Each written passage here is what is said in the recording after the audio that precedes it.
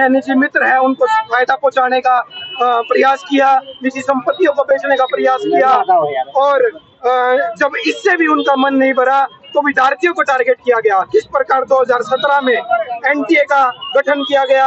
NTA का गठन सिर्फ इसलिए किया गया ताकि विद्यार्थियों के साथ खिलवाड़ किया जाए और इसका दुरुपयोग किया जाए, इनके मित्र इसका दुरुपयोग कर सके। किस प्रकार केंद्र सरकार द्वारा जो नीट की परीक्षा है उसमें धांधली हुई, किस प्रकार 720 इतने जो है 63 से 70 ऐसे विद्यार्थी है जिनको 720 अंक प्राप्त हुए। यह पूरा धांधली को प्रतीत करता है। किस प्रकार सुप्रीम कोर्ट ने भी माना है कि इस परीक्षा में धांधली हुई है। किस प्रकार पिछले 20 तारीख को जो एनटीए नेट यूजीसी का एग्जाम था, जिसमें लाखों विद्यार्थी अपना भविष्य तराशते हैं, जिसमें लाखों विद्यार्थी जो है पेपर देते हैं, किस प्रकार उस परीक्षा को भी रद्द किया गया। किस प्रकार युवाओं के भविष्य के साथ खिलवाड़ किया गया है। अगर नीट की परीक्षा इसी प्रकार धांधली होती रही तो इसमें कोई दोरा नहीं है कि ये आम जन को भी प्रभावित करेगा। किस प्रकार आम जन को जो डॉक्टर हैं, कैसे तो डॉक्टर मिलेंगे, कैसे इंजीनियर मिलेंगे। ये अगर नीट की परीक्षा में ऐसी धांधली चलती रही तो आम जन को इस प्रकार प्रभावित करेगा, क्योंकि सक्षम बच्चों को ना तो मौका दिया जा रहा।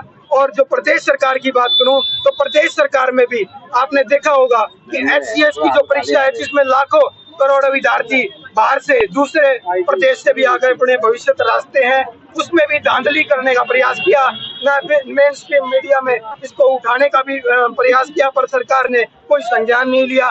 किस प्रकार एचसीएस की परीक्षा में आप देखोगे तो एक ही कक्ष में 7 से 8 विद्यार्थी ऐसे हैं जो आज एचसीएस की परीक्षा में टॉप की रैंक प्राप्त करते हैं। और किस प्रकार एससी और बीसी के विद्यार्थियों को इस परीक्षा से वंचित किया गया, क्योंकि एससी और बीसी के कई ऐसे पद हैं जिनको अब भी खाली किया गया, खाली सरकार के द्वारा रखा गया। मुझे नहीं लगता कि एससी और बीसी के जो विद्यार्थी हैं किसी प्रकार से पीछे हैं। अपनी मेहनत के प्रति, अपनी मेहनत के बदौलत जो है परीक्षा में प्रवेश करते हैं और प्रवेश करके उसमें उस परीक्षा में जो है। तो अब क्या मांग है आपकी, क्या कार्रवाई इसमें होनी चाहिए? हालांकि केंद्र सरकार कह रही है कि इसको रद्द किया जाएगा, जिन्होंने गलत काम किया उन पर कार्रवाई की जाएगी।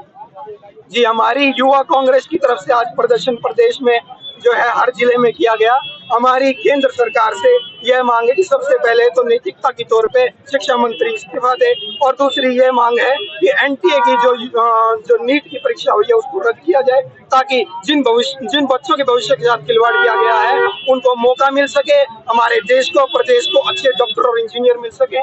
और हमारी प्रदेश सरकार से ये मांग है युवा कांग्रेस की तरफ से कि एचसीएस की जो भर्ती हुई है उसमें सीबीआई जांच होनी चाहिए, उसमें जो दोषी हैं उनको सजा मिलनी चाहिए।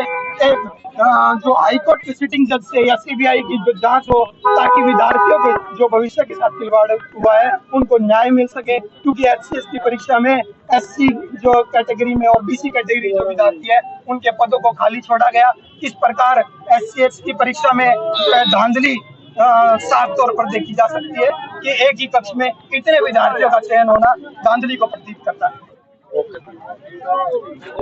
कि जो अग्निवीर में जो भर्तियां पिछले सरकार में जो हुई थी, अग्निवीर योजना में जो भर्तियां हैं उनको पक्का किया जाए। हमारी सरकार आने पर हम आश्वासन देते हैं कि हमारी सरकार आने पर युवाओं को जो है रोजगार दिया जाएगा और इस तरह की जो धांधली हुई है उसकी जो आज जो यूथ कांग्रेस के द्वारा पूरे हरियाणा प्रदेश में प्रदर्शन किया जा रहा है, उसी विषय पर आज यहाँ जिला अध्यक्ष विकास जो हमारे यूथ कांग्रेस के हैं उनके माध्यम से भी यहाँ पर ये प्रदर्शन किया गया।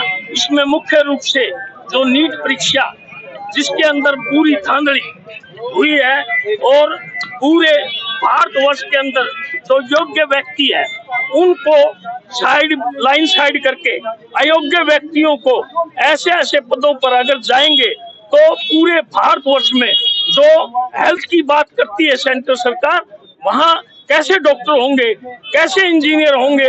आप देख रहे हो इंजीनियरों का भी हालात जो बिहार के अंदर किस तरह पुल गिरा है। और ये इस तरह के नीट के माध्यम से ऐसे ऐसे बच्चे अगर आगे आते हैं तो पूरे भारतवर्ष के अंदर बुरा हाल होगा।